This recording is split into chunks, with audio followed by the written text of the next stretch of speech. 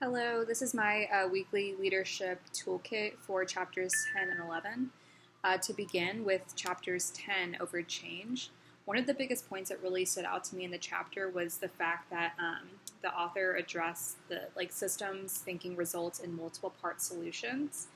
And sometimes people think that there's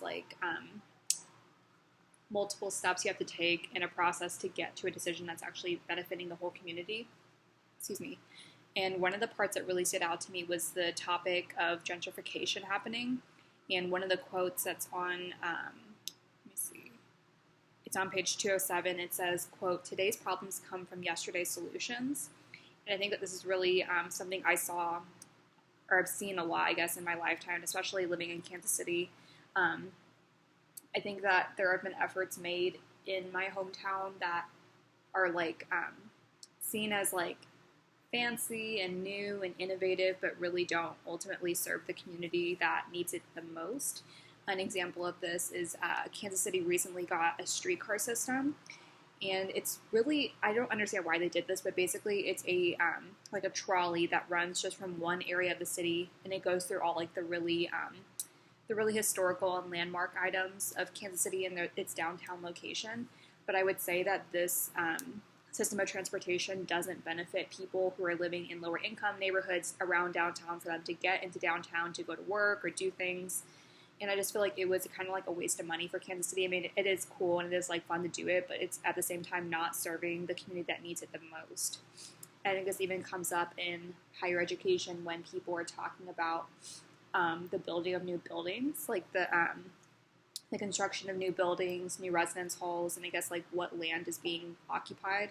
I think I talked about this in one of my other videos for this class, but something I've been trying to think about more often is, I guess, how much land people are actually occupying. And I think about also the way that the campus sits within a neighborhood or in a city. Example for right now, I'm living in Providence, and I've realized that Brown University takes up so much of the campus, and I think in order to make Brown seem inviting and really fun and just a good campus environment, they've positioned themselves near a lot of basically I live on a street called Thayer Street, and it's very similar to Loop in St. Louis, where they have a lot of restaurants and shopping stores and stuff like that. But I do think about how it would be if an Ivy League institution like Brown were maybe in a lower income neighborhood. And I just think about the way that Brown occupies so much of its land. So I feel like a lot of stores and restaurants and bars cater towards Brown. And I feel like that doesn't happen when you are sometimes at an institution that is in a lower income neighborhood. I feel like because of the Ivy League name or the title to Brown, they have that power to kind of occupy what sits around the campus. And then, let me see, for chapter 11, the one part that was interesting is talking about some of the possible pitfalls in society. One of the parts that I found interesting was that, this is on page 245, just I guess some of the student activism that took place in college, and I think that a lot of times people, especially higher up administrators, don't necessarily sometimes always look to student activists on campus for making that change. I think because, sometimes they're higher up in positions, they have more power to just make the decision themselves. They often don't hear out the student body's voice. And then I also think another part that the chapter, I don't know if it really mentioned, but I thought just a part that stood out to me was that a lot of times especially in activism, in doing work, on a college campus to create social change, I think it's interesting, who takes up space in doing that.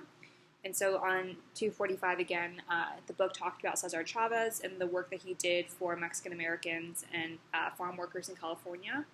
And something I always think is really interesting is that most textbooks or even just people are more able to recognize Cesar Chavez for his work, but not necessarily someone like Dolores Huerta, who was also a farm worker alongside Cesar Chavez. But I feel like because she was a woman, people often didn't listen to her. And I think also because of the fact that she was Latina, people didn't listen to her as well. And that kind of frustrates me just because I feel like sometimes like women, and especially women of color, are often doing the maybe like the dirty work, if you will, to enact social change, but often don't get the credit for it in the long run. And I really hope that like years from now, when we're talking about Cesar Chavez or Dolores Huerta, like they're both recognized for their achievements equally and they're, enacting social change. But I think right now, at least, like more people see Cesar Chavez as like this icon and this figure, and I feel like Dolores Huerta should be like on that same like pedestal as he is.